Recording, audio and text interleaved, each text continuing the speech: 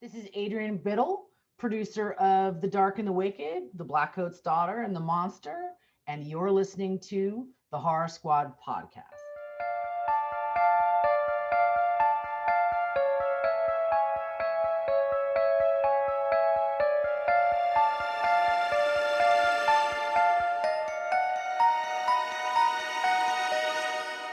Hello, everyone, and welcome back to the Horror Squad podcast. This is episode number 329, where tonight we will be talking about 2024's Immaculate.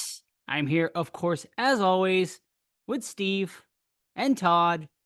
Gentlemen, how are we doing this week? We are fastly approaching Living Dead weekend. I'm very excited for that. A month away, exactly, huh? Yeah. 30 Yeah, days. it's crazy.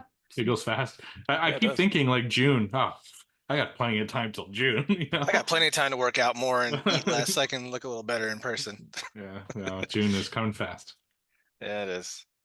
Yeah, Todd, how was your birthday weekend and your little excursion, like backpacking It's trip? good. It's good. I ended up watching Blair Witch, the remake / sequel, and I'll talk about it in what I watched. I won't give away too much here, but I want to get in the camping / hiking spirit with that. In the tent, I watched Mary Lou Prom Night 2. And I will talk about that in what I watch as well. I did have some adverse weather, some severe thunderstorms did roll in, so I didn't get as much like hiking as I wanted to do, but it was still nice, like camping by the lake and everything, and grilling up some dogs and just chilling out, man. But it is always interesting all the animal sounds you hear at night, especially in the woods. You know, you get coyotes, you get birds that sound like fucking demons, and all sorts of stuff. So, 100% recommend camping and hiking if you don't do that normally, but it also sucks at the same time because it's hot and bugs and all that crap. So good stuff. And you went alone? Just on a I took my son with me this time since Okay. I altered it, since I wasn't going to do much of hiking because of the weather. And yeah, we watched. He didn't watch Blair Witch, but he watched Mary Lou with me, and he thought it sucked. Spoiler. Awesome. Well, I'm glad you had a good time regardless of the weather, and welcome to closer to 40. We're fast approaching. 3 more years. Mm-hmm. What about you, Joe? Anything fun happened with you this weekend? No, I worked all weekend, so nothing too exciting for me. What about you, Steve? When's the movie club coming up? Is that coming up? Are we doing that the end of this month? It's going to be at the end of the month. I haven't decided the movie yet. I think I'm going to put it up to a vote this month. I haven't for a little while, and I did get a request during the last movie club to do something kind of more like demonic or slasher. So because I've been kind of doing ridiculous movies for the last few months, just like off the wall movies, so we're going to go more into a serious horror this time. So I'm probably just going to throw out some recommendations because I have to vet them first to make sure that I can actually like show them, and then do a vote on our Discord. So it should be a good time. Very cool. Very cool. Once again, just mentioned it, Living Dead weekend. If you don't already know, of course, I mean, we have been talking about it for the last 3 or 4 months, so you should know by now. But June 7th through the 9th, Living Dead weekend in Monroeville, Pennsylvania. Of course, at the home of George A. Romero's Dawn of the Dead. We are going to be doing the 1 p.m. mall tour on Saturday. Plus, we will be there on Friday and Saturday as well at the convention. We will have a lockdown itinerary. We are going to discuss that probably soon as far as meetups and stuff like that. I think we're going to get together for a couple of dinners and obviously the mall tour and stuff like that. So if you want the full breakdown of that, I would definitely recommend joining the Discord. There is a special Living Dead weekend channel dedicated to that. It is currently, I think, private, but if you request it, once you join the Discord, you can ask to join it, and Steve will let you in that Living Dead weekend thread. So please join us once again, June 7th through the 9th, Living Dead weekend, Monroeville, Pennsylvania. And also, a quick update on our Hocus Pocus weekend, October 11th through the 13th in Salem, Massachusetts. Tickets will be going on sale very, very soon. You can join, of course, our Discord, but also there is an email list you can head to. It's just a bunch of Halloween.com.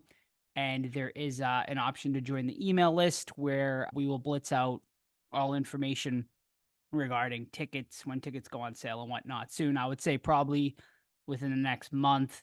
tickets to all the events will be going on sale. It's a full weekend of events. So please join us, cast of Hocus Pocus in Salem, Massachusetts for that.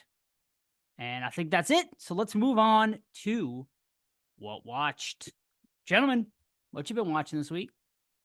I will start off with Blair Witch from 2016, the remake slash sequel, whatever you want to call it. And yeah, as I talked about earlier, I watched it in preparation for hiking and camping, trying to get in that hiking camping mood. It was either that or like maybe Evil Dead or maybe some Wrong Turn, but I went with Blair Witch. Hadn't seen it in a while. I remember liking it quite a bit when it came out, and I still enjoy it, but it's definitely a step down. And basically, if you haven't seen it, it's the same plot as Blair Witch. This time, though, a young man's all grown up. He's the brother of Heather from part one.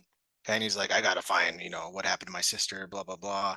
So of course someone finds another tape out in the woods, and he's like kind of shady and everything. And he's like, I'll take you out there where I found it, but I'm gonna come with you and record too. And it's like, okay, whatever. And they go out there, and then weird stuff starts happening. You get the piles of rocks, you get the sticks that are made up, you get, noises in the woods and stuff like that. Where this one differs from the original is that it actually shows a creature at the end, and people can take it or leave it. I actually really like that sequence. I think that's when the movie shines. It's like the last 15, 20 minutes when stuff is actually going crazy. But it's the stuff like in the middle that really drags, man. And like the characters aren't as good as the original.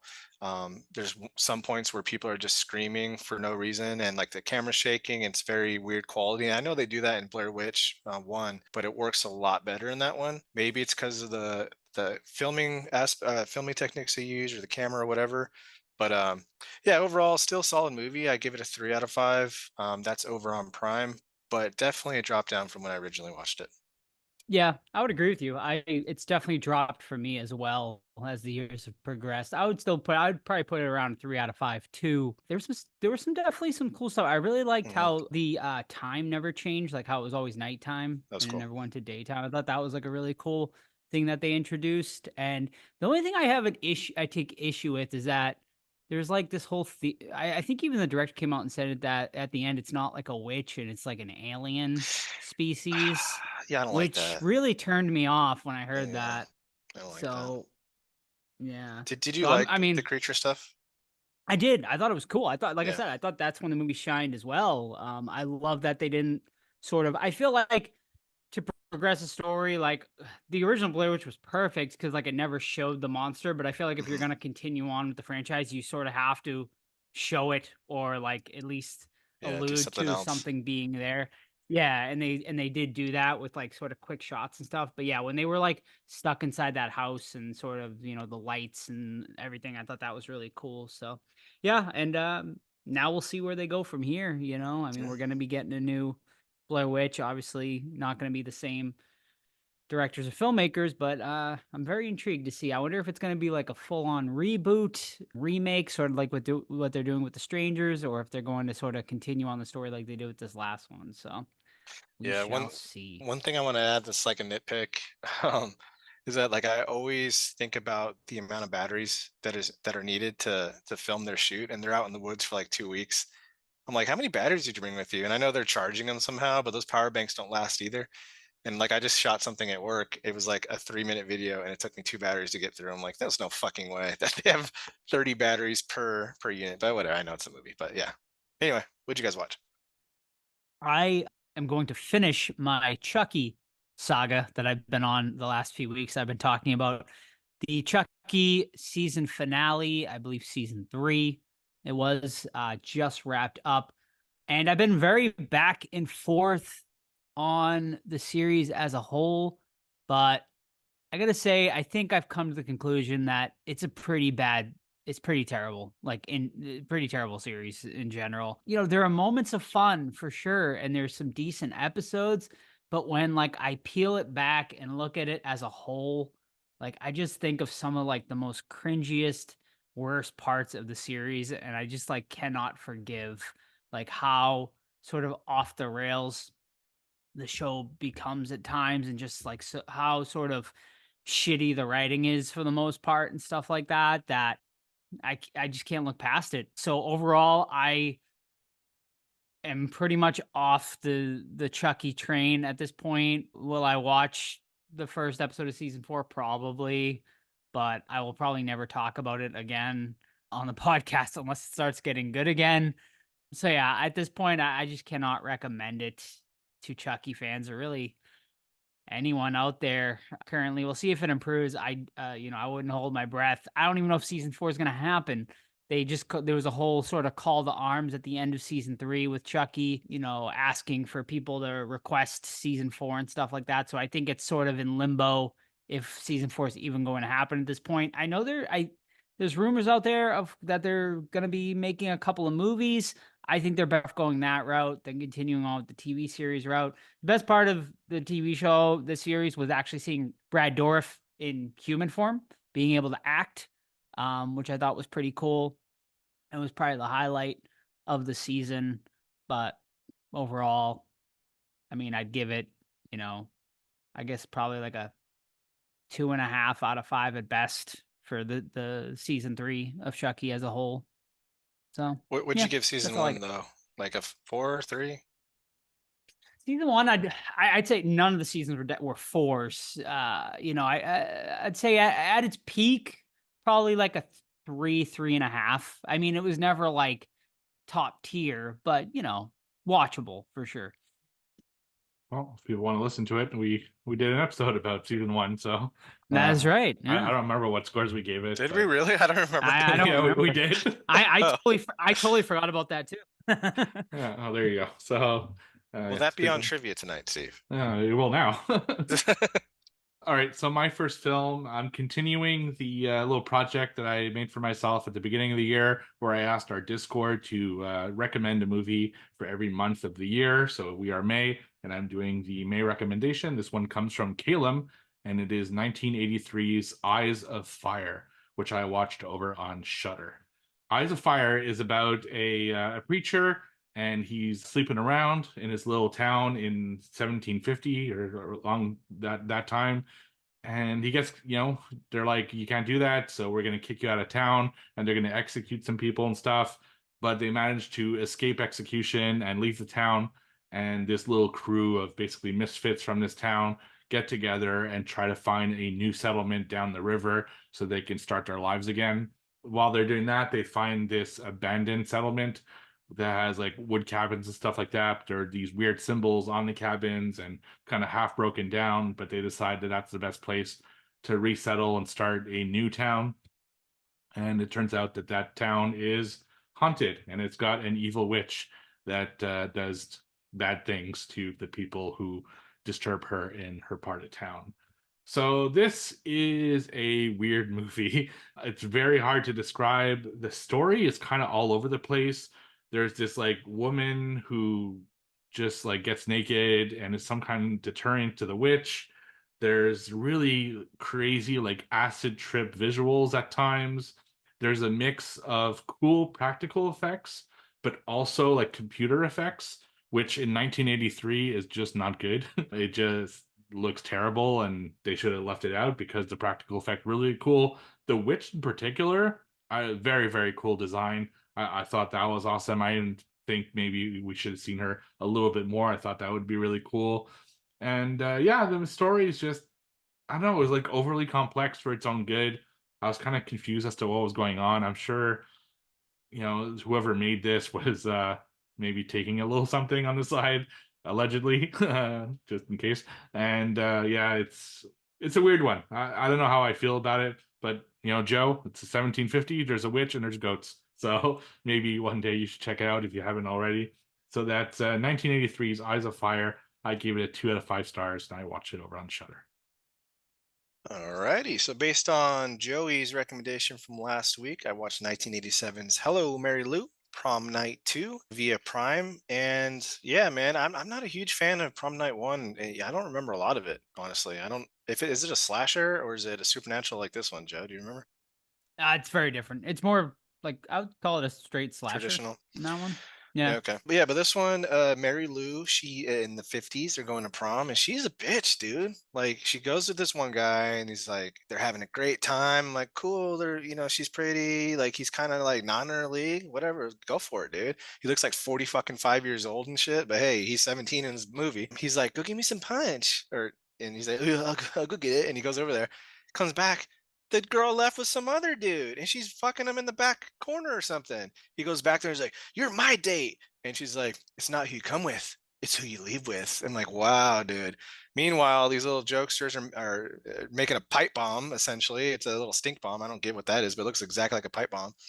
And homeboy gets a hold of it, the scorned lover, and he drops it on Mary Lou when she's accepting the prom queen award and lights her ass on fire.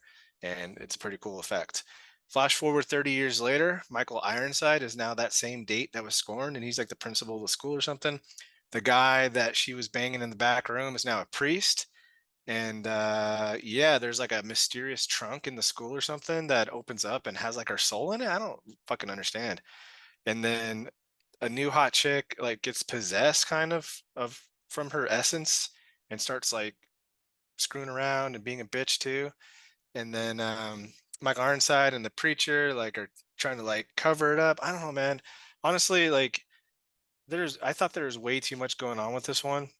I thought it needed a little bit tighter stuff because I just didn't understand like the chest was haunted with her corpse, or I mean with her spirit. Why was it a chest? Why not like shoot That could like have used a little better explanation for sure. okay, because yeah, it was just a chest, but like was the chest a big part of the 1950s scene? Because I don't remember it at all. I don't But remember yeah, that either. I feel like maybe I think it had some, wasn't the dress in there or something like that, her prom, yeah, but or it was like burned some though. sort How would of it be in there? artifact. There was I feel like there was some Oh, you sort of know what? It artifact was in the the chest. prom cape, Yeah, but that's she right. never wore it though because Mhm. she's like, hurry up and give me the fucking crown. And they never put the thing up. But anyway, so yeah, people start dying and stuff.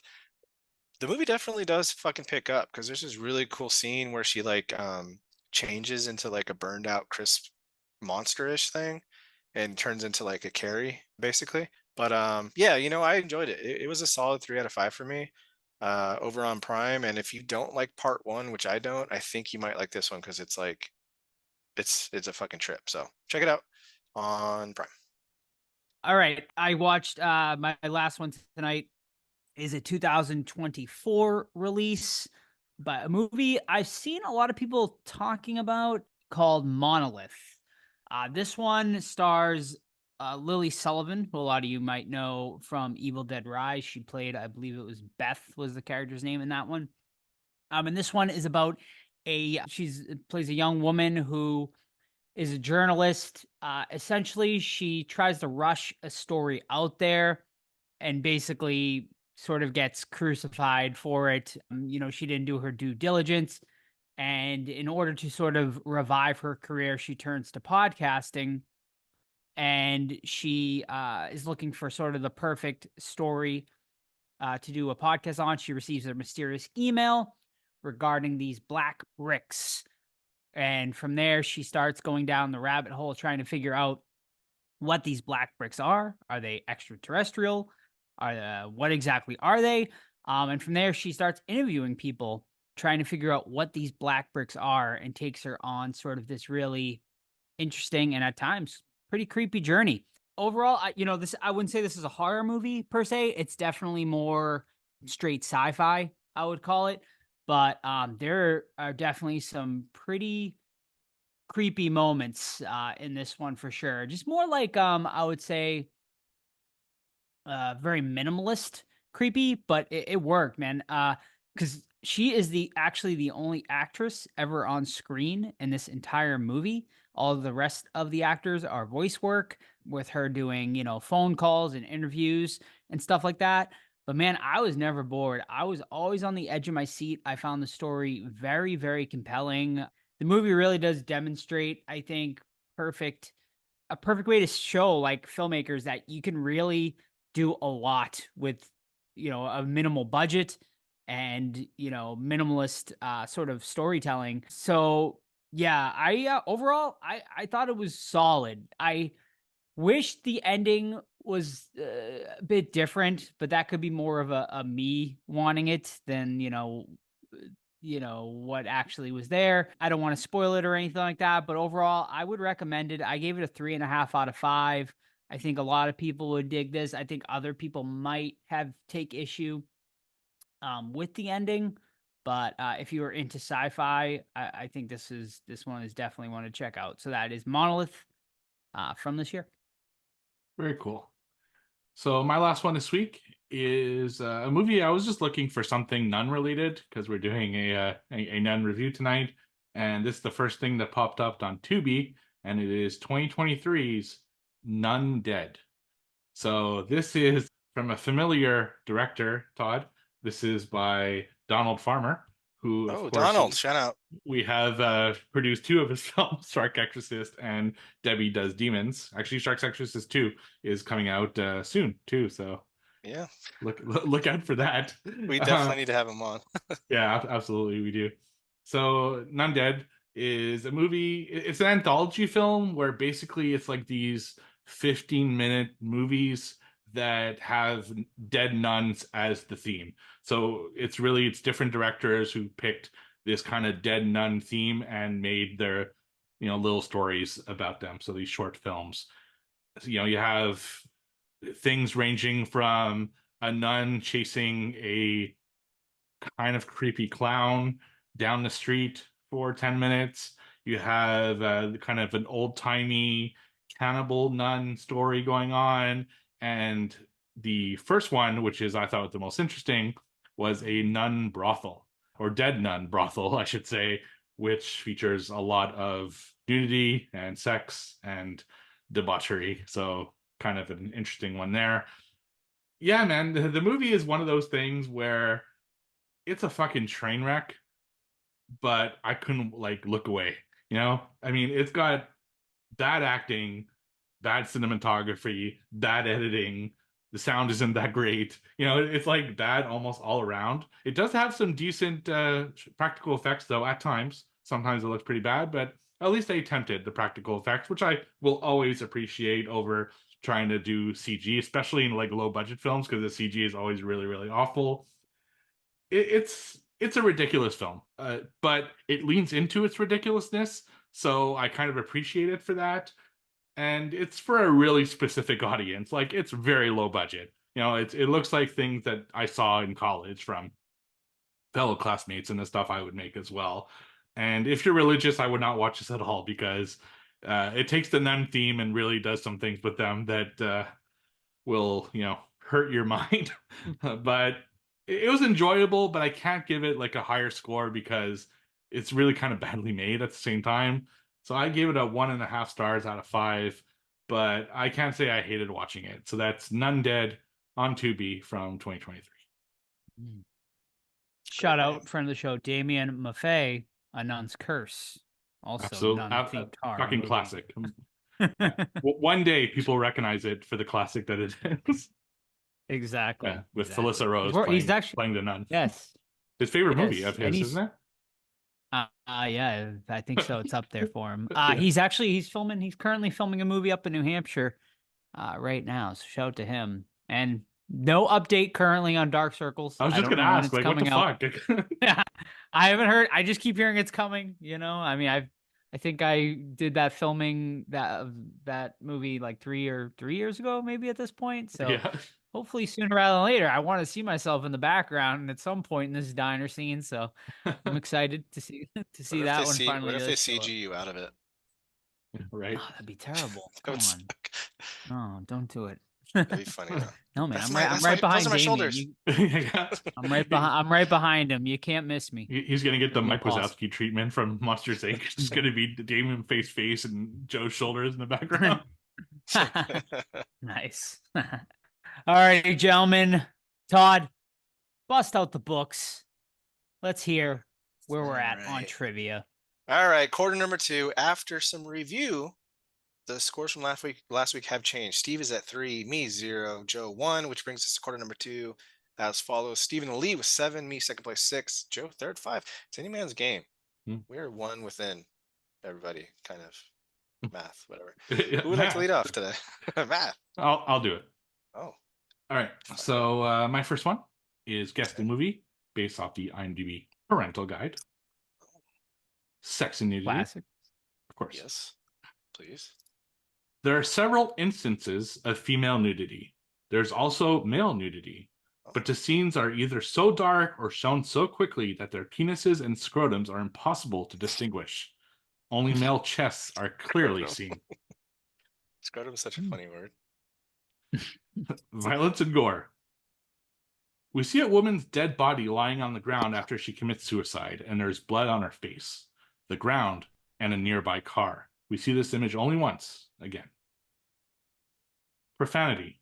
A character habitually but sparingly says, shit, goddamn, Christ. He also refers to the female friends as bitches twice. Oh. Alcohol, drugs, and smoking. A character is recovered drug addict. She is never seen intoxicated or handling drug paraphernalia. And finally, frightening and intense scenes.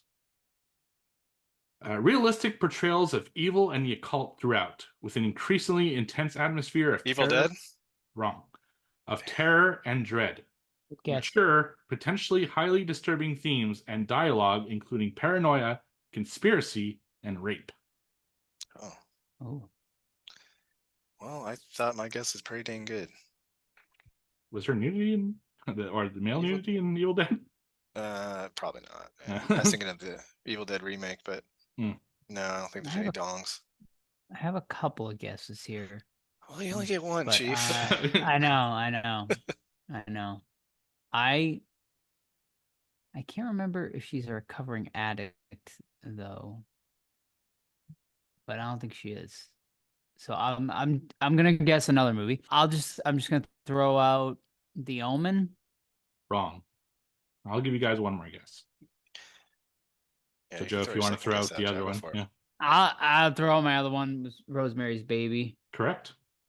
Oh, you got it. Nice. That's, yeah. She's a- I don't she's a- remember being. oh, Yeah, I the couldn't remember if she was a remake? recovering addict. I didn't say it was her. The girl Oh, from okay. across the way, right? Mm-hmm. Yeah. Oh, okay. Nice job. Yeah. All right. I thought maybe you guys would think Hereditary with that first one, with the nude people in the background. Oh, there's a lot of dongs in that one. Yeah. Yeah, but it's also kind of Yes, blurred the- because it's in the dark. But So what's the dong count Right. on that? Like 7? there's a lot 7 dongs? because that last scene alone. Oh is, God, Hereditary. Yeah, there's a lot of meltdown at the end there. All right, I'll go next. Match the famous horror mother Oh. to her horror franchise or son, whichever you'd like. Okay, so Yeah, so The character. so we're talking about the mother, or we're guessing the franchise? I'm or talking about son? the mother. Okay. The mother. so And you you're giving guess us the mother's the- name and we guess the movie Yes. Okay. Yes. or the kid. Got it. Or the franchise, whatever you want. Okay. Sister Mary Helena. Hmm. Sister Mary Helena. Is it my God, Nightmare on Elm Street 5? Correct. Very nice. My God, it's He's of in course it. He's in it to revealed. win it. She, of course, was raped by 1,000 inmates or Psychos. psychos. Yeah, and Yeah, but Robert England's Birth Freddy- He's his one of them. sperm is the one who won, I think. He's one of them. yes. Mhm. Gross. Yeah. I know you Indeed. guys like names. I know you guys like name questions, but this name question is an easy one. Okay. What is the name of the character that the kid's struck by a vehicle, then eventually dies under Lewis's care in Pet Cemetery 1989? Gage. Incorrect. Wait, can you repeat that? Yeah, I missed that too, but I had Question. to pull it out anyway.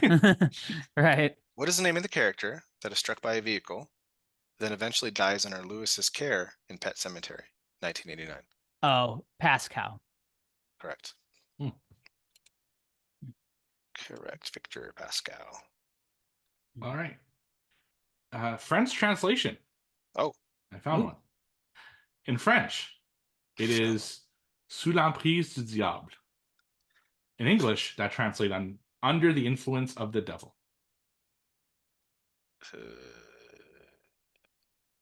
Under the influence of the devil. Are we talking The Exorcist. Okay, wait, I missed what. Okay, it's Go, not The go Exorcist. ahead, What did you say? All right.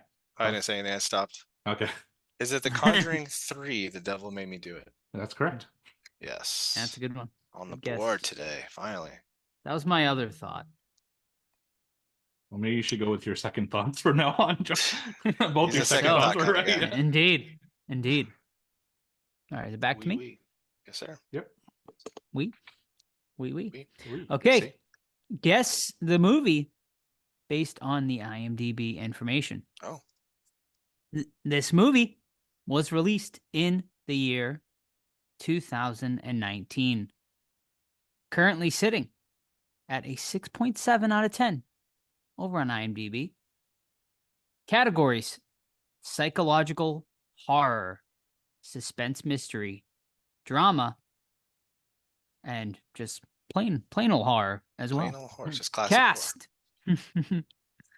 Cast. Director Rose Glass, also the writer. Starring I have a guess, but I don't wanna say it. Morpheed Clark, Yeah, same odd. Jennifer Eel. Correct. That's why I had after the director, but I wasn't 100% sure. So, but Morphe Clark was the giveaway. Mm-hmm. Okay. In what movie will you find characters Teddy Kraft and Wallace Brighton? Ooh. Teddy Kraft and Either- Wallace Brighton. Neither ringing a bell right Yeah. now. Is that the only thing you're gonna say? Because I'll throw one So- out, but if not, It's the only thing I'm saying. Shaun of the Dead. Incorrect. They sounded British. Well, Can I hear them again, please? Wallace Brighton, Teddy Kraft. Teddy Kraft. I have no idea. Got nothing. The answer is Tusk, 2014. Wallace. Oh, And then Teddy okay. is fucking dickhead from I See Dead People. Sixth Sense. There you go. Right. Yeah. Yeah. Haley Joel. All right, my turn. Just a regular question. Who plays Father Harris in Scary Movie 2? Oh shit. Gosh, what's his fucking name? James Woods. Yep, that's it. Good I job. was wrong. Oh, it's not. Oh no. He plays Father McFeely. Damn it. Father McFeely. Who's opposite Nice. him in that scene? I'm trying to picture it. I can't. Oh, it's I don't know his name. That fucking Well, don't say it. yeah. Is it? I know his face, but Is it? I'll wait if I can guess again. yeah, go guess ahead, again. go ahead. I don't have it. I can picture the. Is it Andy Richter? Correct, Andy Richter. Nice.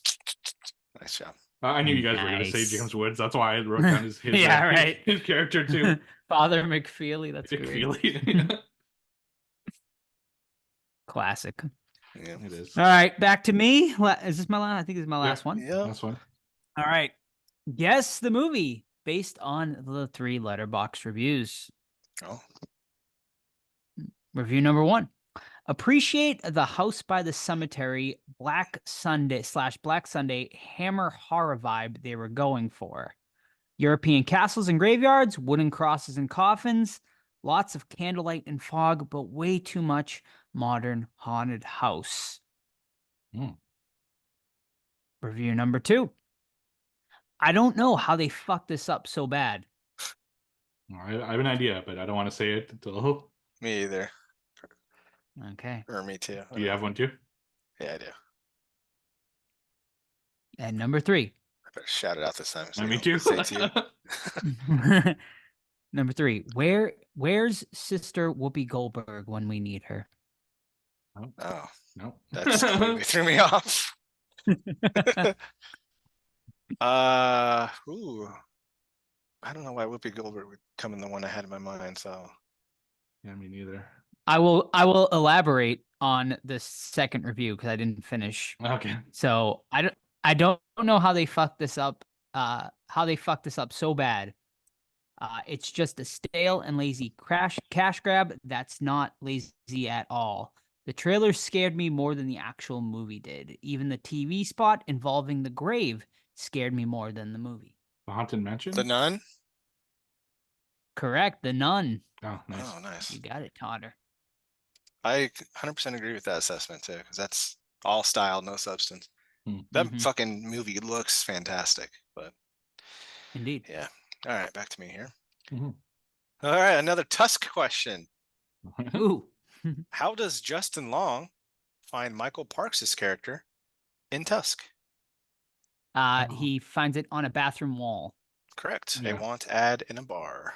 Mhm. Ooh, Joe with a 4 spot tonight. Ooh. Damn. Don't call it a comeback. That's it. Is that it? Yep. All right, Joe, the huge night 4. Steve and I both tied at 2, which puts Joe in the lead with 9. But he's tied with Steve as well at 9, with me in second place, 8. So yeah, any man's game still. Pretty competitive this time. Pretty nice. We were on fire tonight. Yeah. Yeah, baby.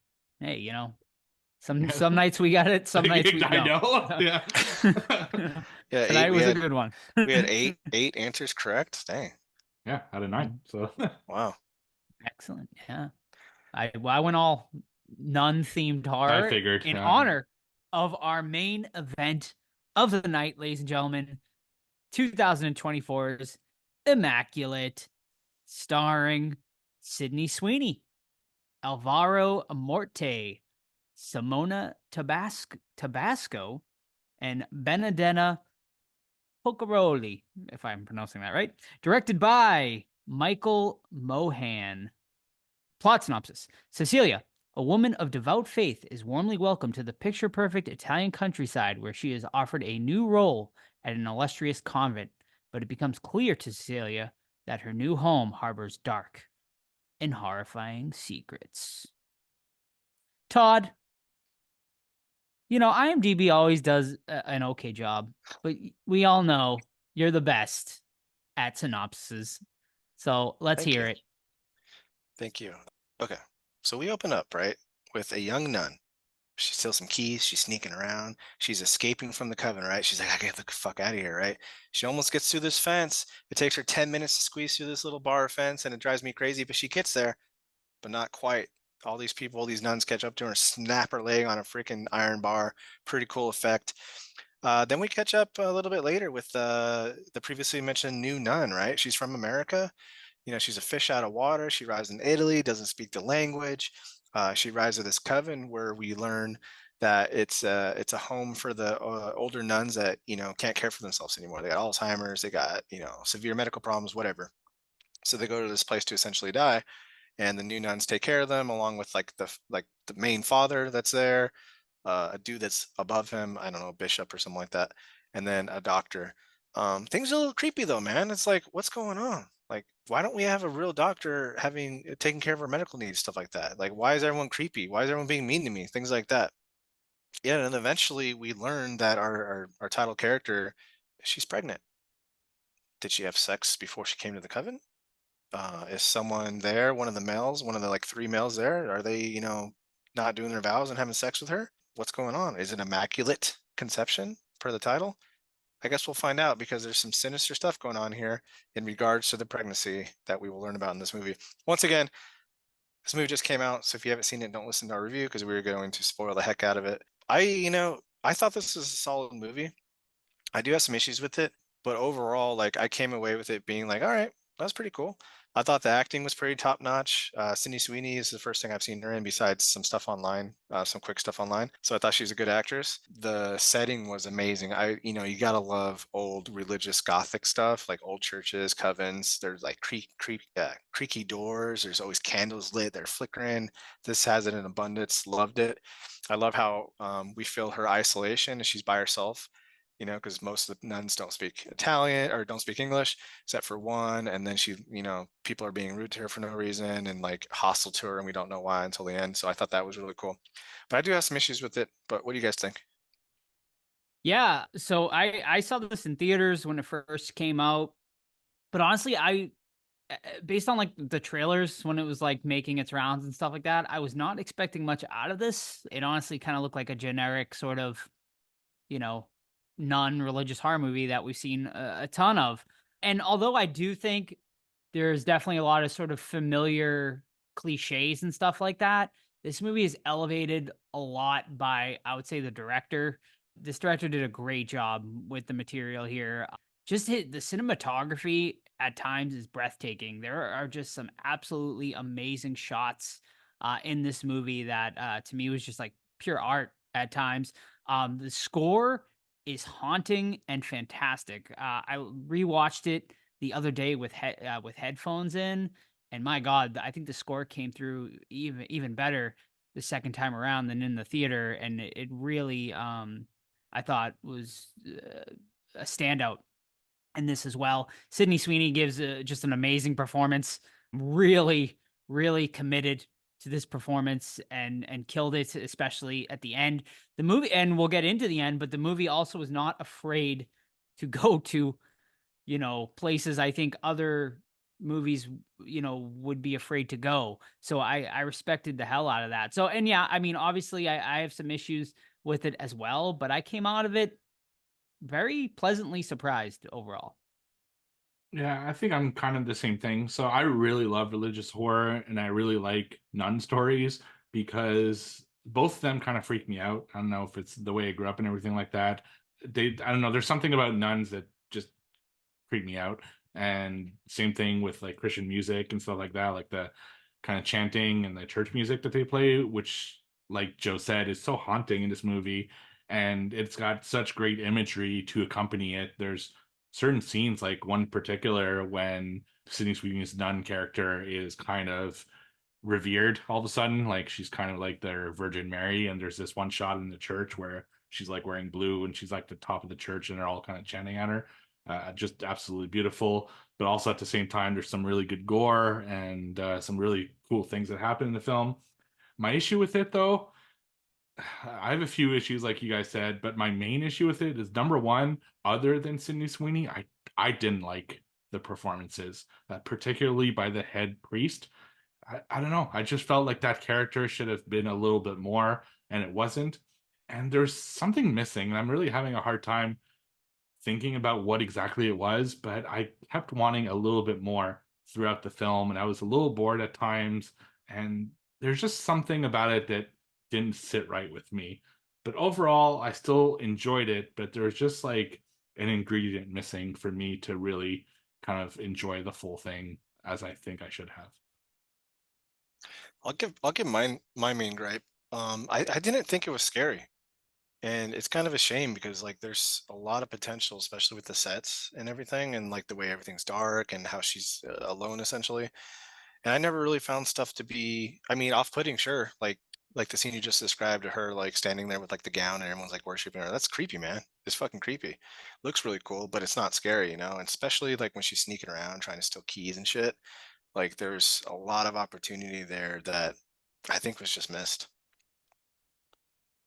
Yeah, I think I was gonna say the same exact thing. I think what was missing were the scares for the most part. I think honestly some of them might have been added post production too. Some of the sort of dream sequence jump scares that we get here and there, because I think they probably watched it and were like, it's a good movie, but it's just not. There's not enough scares for a horror movie in here. So yeah, I mean, I think, I think we could have used a few more scares along the way. Because the middle part, like I personally was never bored. I was always kind of intrigued by the unraveling mystery, but it's definitely a slow burn at times. Another thing that I have an issue with in this is I feel that they set up a lot of really cool ideas and never followed through with them to a point where I thought was interesting. They have the nail that they nailed Christ with, which plays like plays a little bit into it, but not enough for how like significant of a piece that is. And then you have the whole Jurassic Park DNA thing, which I don't know, like I felt Explain I that could. to me. Explain that to me. Were they taking Jesus's DNA Yeah, and that basically, mixing yeah, it with sperm, or basically, how right? does that work? Like it's kind of like a Jurassic Park. It's basically, instead of having the mosquito in amber, they have the nail of Christ that they're extracting DNA from, mixing it with other like biological, specimens and trying to get people pregnant to essentially How get. would that make a baby though? Because you need to be inseminated. So like, I think they are inseminated, and with that's whose They're using jizz? The some fucking sort of priest? sperm. it's I'm probably assuming like, the yeah, priest, That he knows maybe. that motherfuckers. He's the one fucking jerking off in cups. I guarantee it. Because that guy was creepy as hell.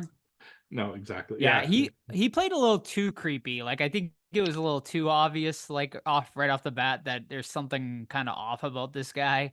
But yeah, I like that they sort of like slowly went into, he talked about how he was kind of into biology and stuff like that, and was like a scientist before he got Mhm. into.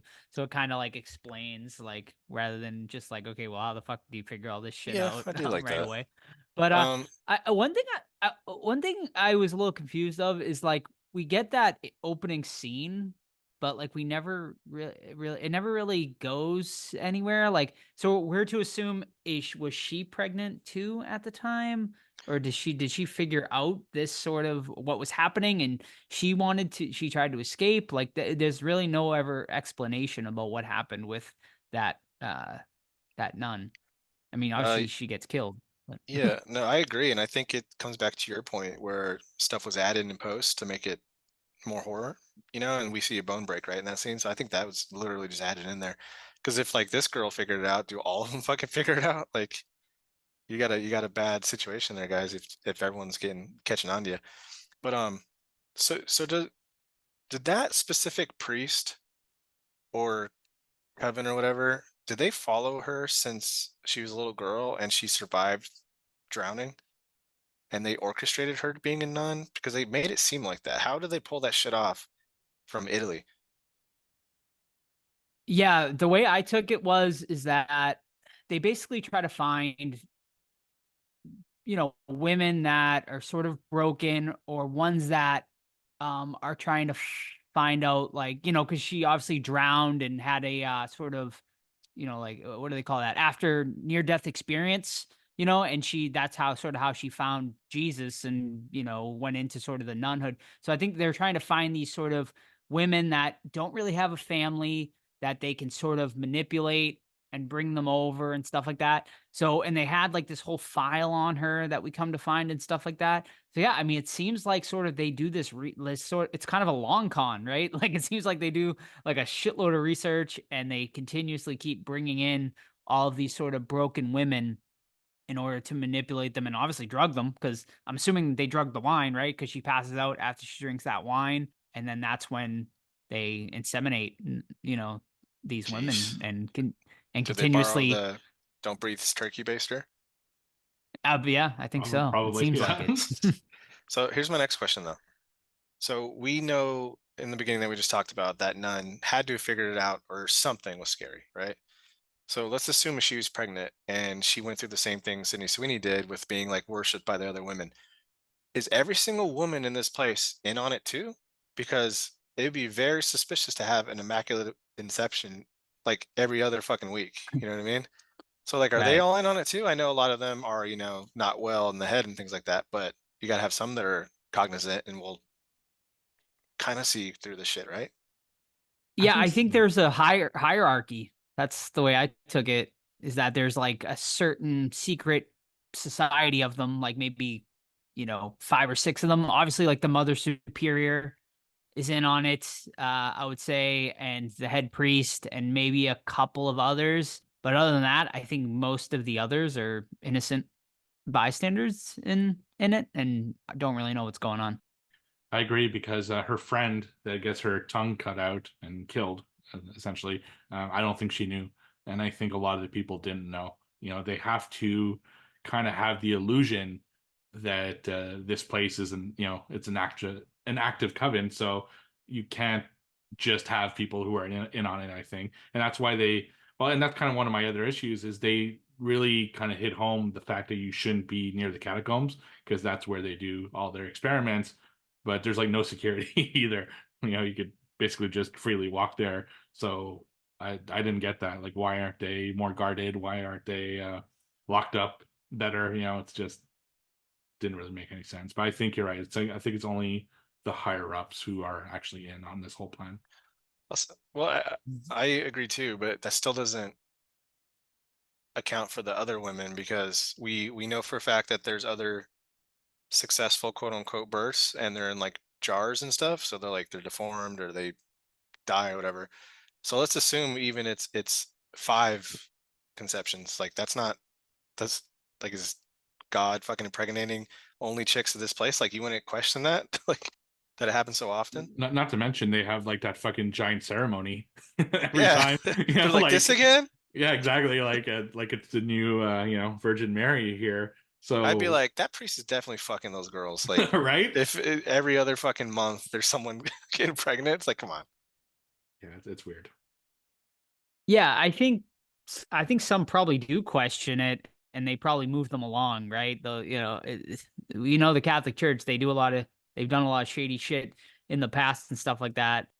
And I think also there's a lot of blind faith, right? Like some people will just accept it. They'll be like, wow, this is a place of miracles, and we're constantly having these sort of pregnancies and these immaculate births and stuff like that. Yeah, but But yeah, you're that, right. Like, because they never see the children being born, so I assume they're just like, oh, we lost the baby again and again and again, and they're putting them in these jars, these essentially abominations, essentially. but now that Um, I think about it, why are they always trying to kill her? If that was the case, if they actually thought it was something miracle and something that's good, because they're trying to kill Sydney Sweeney throughout the film, and so why would they do that if they like thought so highly of whoever? You know, are they trying to kill every one of the Yeah, women I who know. are? If are they if trying to are they trying to kill her? I Oh never. yeah, they try to I always drown thought her. Like, they always well, seem to. the Oh, the well, girl that that's scorn the tried to drown her though, mm, because right. she wanted to get pregnant, and they chose, right. or it They succeeded chose with her her. over Which it. is, Right. I have a question about her. So she kills herself, but then her face is gone. Like, but Well, she from the She landed jump, on her face. yeah, she landed on her face is on she the. okay? I must have Yeah, yeah. Yeah. missed that. That's all So I I got mean about that does that. prove, I guess that does prove. I forgot about that woman. Honestly, that did try to kill Sydney Sweeney. So that does prove, I guess, that there are a lot of them that do know what's going on, I suppose. So you And think she was a volunteer, like to get artificially inseminated, or she yeah, thought she it was gonna get? seems like if you were like super religious, right? Mhm. The thought of potentially birthing like the second coming of Christ would be like an honor, right? And like Yeah, so if you were like this like super religious sort of, I don't want to call him a nut, but like a super religious super person. like super into your religion, I Mhm. think that's something you'd be willing to do for the betterment of the religion. The problem is that they're doing these, it's all like But they're really a raping farce. Like, a girl. Like, right. I mean, that's what I'm saying. Like, it's like it's like they're complete, like they think it's like what they're doing is good and is like great for the betterment of the world, but they're doing it like in the most like inhumane, devilish fucking way fucked up possible, way. right? Yeah. So it's Yes. interesting. Yeah. So here's another flaw in like their stupid ass logic. It's like, okay, these babies that they've been successful with are deformed, but like, what makes you be successful that it looks quote unquote normal? Why can't the second coming have a deformity? People have deformities all the time. Did that So survive? they're just Shane? killing I these don't babe. think I don't think any of them survived. I Mhm. think they all died like in birth, like either in the womb or like right at birth, Okay, which is okay, why that they makes more put them all in sense. sort of these jars. Yeah. I mean, because obviously, I mean, at the very end, that baby does not sound good or like it's going to survive when Sydney Sweeney does eventually birth it. So that Yeah, was go ahead, Steve. I said, yeah, that's exactly how I saw it too, and that's why when she gets so far into her pregnancy, they really start getting like and Pumped. psychotically making sure that she delivers that baby because this is the first time that it's gotten that far, and they feel like this might be the one. Okay, that makes sense. All right. I have some issues with the catacombs. They're like supposedly like obviously like so the friend, which can we mention like have you ever seen so many attractive nuns in your life? Nope. Like Word. there's so many Oof. Sign it's me like up. all like In there's all these Undead. beautiful nuns and I'm gonna be the French Canadian like dude from the Nun too, and oh just be the groundskeeper. right. All these, yeah, just a bunch of young, beautiful nuns walking. Never seen that in my life, but who knows? Maybe they're out there somewhere. But yeah, man, like, so obviously, like, the friend character ends up, she's really speaks up, you know, at one point she's like, you're all fucking like nuts. Like, do you not understand like what, like something weird is really going on, nefarious? This secret order comes in that we never really get like a whole thing about them. Like we see them wearing these sort of red hoods over their faces, almost like this satanic sort of thing going on. But they end up, you know, cutting her tongue out. But why? Like, because they end up killing her anyway. Like, so why do they cut her tongue out? Like, I thought like, oh, they're just gonna cut her tongue out and she's gonna be silent now, and they'll just keep her alive. But they cut her tongue out and then immediately kill her after the fact. I guess for it to just look cool and disturbing at the time. But then they throw her in the catacombs and let her body rot. But like, I feel like we needed more of that in the catacombs. Like we only see that one body. It should have been like a million dead bodies from like Yeah, all that'd of be the cool. other nuns they killed or something like that. I feel like that was like a super missed opportunity down there. 100%. I mean, we just saw Catacombs and As Above, So Below, and that was our favorite part of it. And this one, we're just like, we were down there for like, 10 minutes, and then she found a wall that, of course, was crumbling, and she crawls out. And I'm like you said, it's like, damn, they can get in this place easy as fuck with all the secrets they're hiding. You got bodies like 5 feet away from this entrance. It's like, all right, man. Let's talk about the ending though, man. She gets away.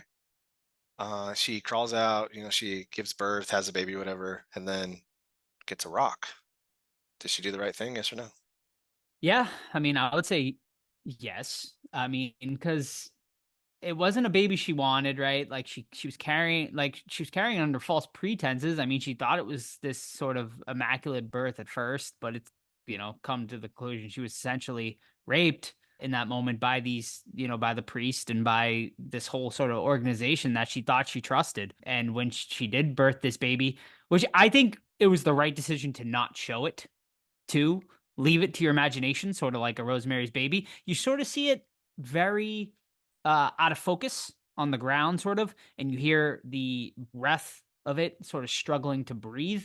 So I don't think it would have survived regardless from what it kind of sounded like. Like I don't think they would have ever successfully birthed, the second coming of Christ, basically because they're doing it, a completely insane way, trying to use the DNA of, a 2,000-year-old, 2,000-plus-year-old nail of Jesus. But yeah, I mean, I think she absolutely, did the right thing in that moment, in my opinion, anyway. So yeah, I'm on the opposite end. Mhm. I once it's already like birthed, I think it's not the baby's fault, right?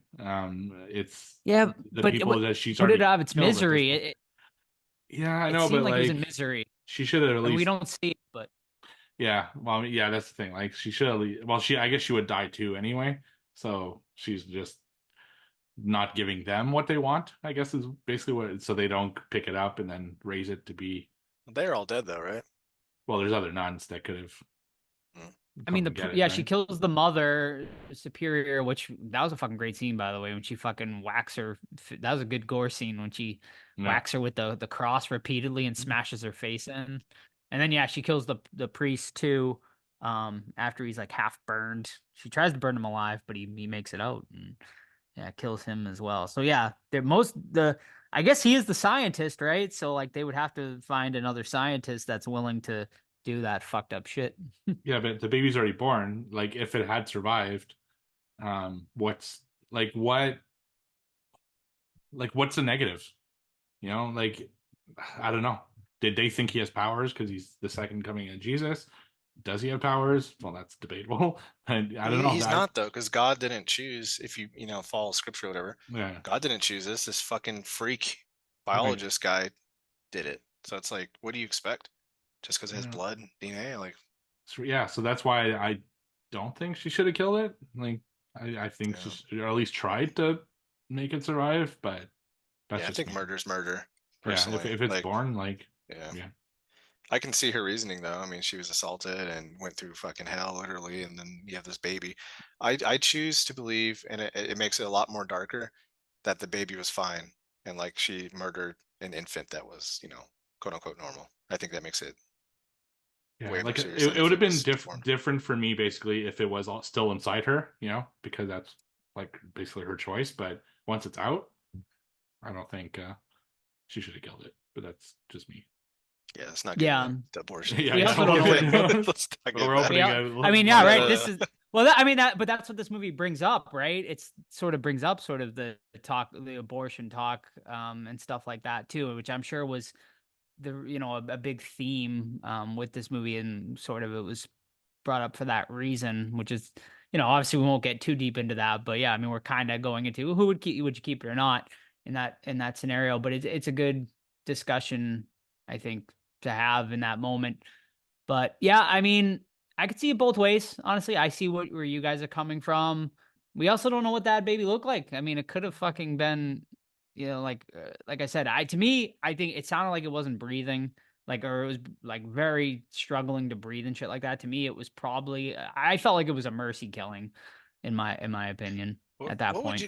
would you guys have thought if we saw the baby and it was like fucking had devil horns and like shit? demonic, essentially. Yes. Would you guys have liked that? Not liked it? Maybe. Yeah, I I think it would don't. be kind of cool. I'm on the fence, man. It would have been kind of cool, right? Like it was like they think it's like this great thing, and it ends up being a Yeah. demonic thing. But yeah, man, I don't know. I like it leaving it up, sort of the Rosemary's Baby route, like leave it up to your imagination, because I think and it also lends to where we're going at the end of this conversation too. Is like, would you have kept it or would you not? We can't really say for sure without really seeing the baby and seeing what it would have looked like and stuff like that. I feel like too. So yeah. Call it Hellboy. There you go. Yes. Yeah. I don't know, because it's born. I thought they should have just left it alive, but that's that. But I was surprised they went there. Yeah. Like it was I a didn't good think, touch. I didn't think they would go there with the movie, and I like it when they kind of push the boundaries a little bit and let us have these thoughts and these conversations and stuff like that. I think it's good discourse by showing something so fucked up and pondering things. Yeah, it was a very brutal way to end the movie for sure. Mhm. And that fucking, once again, we've gone over a couple of, like Steve said, mentioned that one shot where she's sort of the Virgin Mary, I thought was beautiful. But that shot when she when she comes out of the catacombs and she has all that sort of greenery around her and she's covered in blood, that shot was fucking awesome as well. What was that movie we watched about them trying to bring the devil into the world through like a kid? And he goes to like Oh yeah. he goes to like a, I a did watch doctor's office something. or something, and we think he has like a adverse reaction to the sun, but it's because he's a fucking devil's kid. What was that movie? And then the girl from Stranger Things, the Sounds, redhead, shows up at the end. The sun? that sounds, No, I don't know. But yeah, we that's watch a lot of movies, so yeah. right. I think we covered it. It was on Netflix, We but might have. it doesn't It matter. sounds really, yeah, that sounds familiar.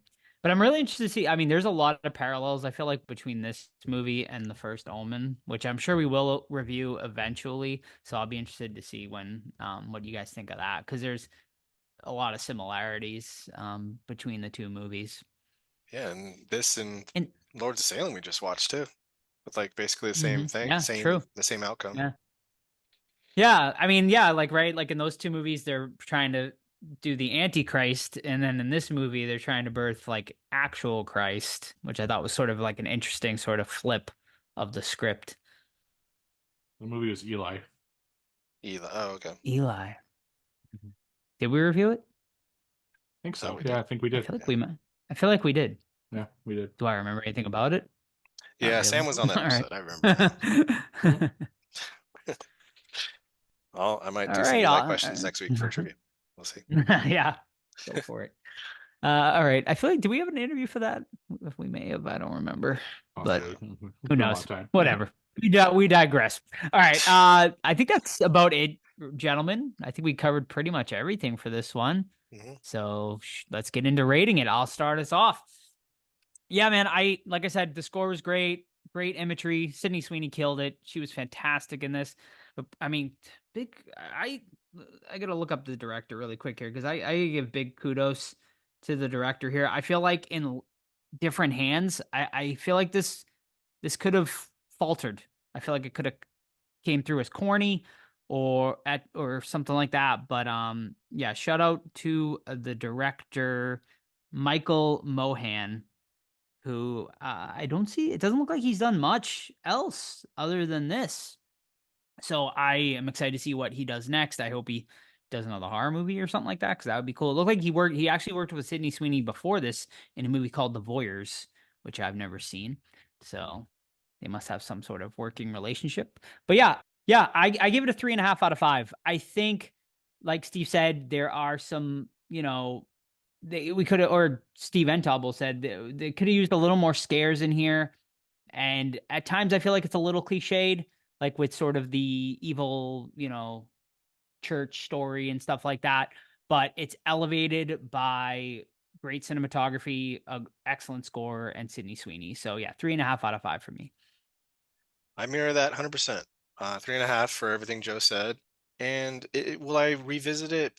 Not anytime soon, but I can see myself grabbing this Blu-ray when it's cheap, putting in the Blu-ray rack, and coming across it a couple years later. I'm like, oh, let me try this out again. So, solid 3.5 out of 5. Yeah, I was teetering between 3 and 3.5.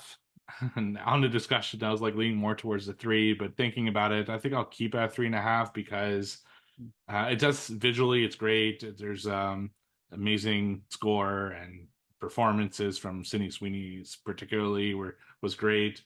It just has like issues, like I'm thinking about it now again. I don't want to reopen the door too much, but the nun at the beginning who we think was pregnant, right? Who's trying to escape. Well, she couldn't have been pregnant because they tried to kill. They killed her by burying her alive. So why would they have done that if she was pregnant? So there's a lot of plot holes that I guess I need to figure out. It's one I will rewatch at some point because I feel like maybe I can concentrate on certain things more now that I know what the gist of the story is. But right now I'll give it a 3.5 out of 5. Just for basically the score, the cinematography, and Sydney Sweeney's performance. Top 10 potential for any of you guys? For me right now, yes. I would say low top 10, like towards the end, but right now I would say it's potential for me. Yeah, maybe like a low pick if nothing else really steals the show, but as of now, I don't think so. Yeah, we're like May and it's already at number 5. I just don't see it staying in my top 10. At least I fucking hope not. I hope I find 5 more movies this year that beat it out. So we'll see.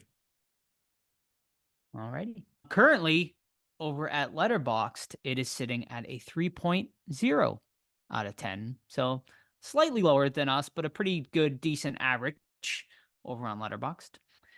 So yeah, that is going to be about it for this week's episode. Next week, what do we got, Steve? We are going with one of Todd's picks. We're going with Peter Jackson's The Frighteners. Nice. Excellent. One I haven't watched in quite a while, so I'm excited to revisit that. So go and check out The Frighteners. It's definitely, I'm sure, streaming somewhere or the other around there. So go and check it out. Peter Jackson's The Frighteners for next week, starring Michael J. Fox. Of course. In the meantime, you can keep up with the podcast. Facebook, Twitter, Instagram, Threads, just search the Horror Squad Podcast. You can also email us anytime, thehorrorsquadpodcast@gmail.com. But of course, the absolute best way to keep up with the podcast is our Discord. It is linked over on our Instagram, or you can send us an email or a DM on any of our socials, and we will get you a link to join that Discord completely free. Awesome community over there. A ton of our listeners are over there. Great discussions all the time. So please join our Discord. Don't forget important dates. Living Dead Weekend, June 7th through the 9th. And our Hocus Pocus weekend, October 11th through the 13th. All information can be found over on our Discord and our socials. Also, don't forget, if you haven't already, leave us a 5-star review on your favorite podcast app. You can also buy merch, tpublic.com, the Horror Squad Podcast. Ton of awesome designs over there. Shirts, pillows, coffee mugs, wherever you want. Support the podcast that way as well. And I think that's about it. So we'll see you guys next week for The Frighteners. Bye. Bye.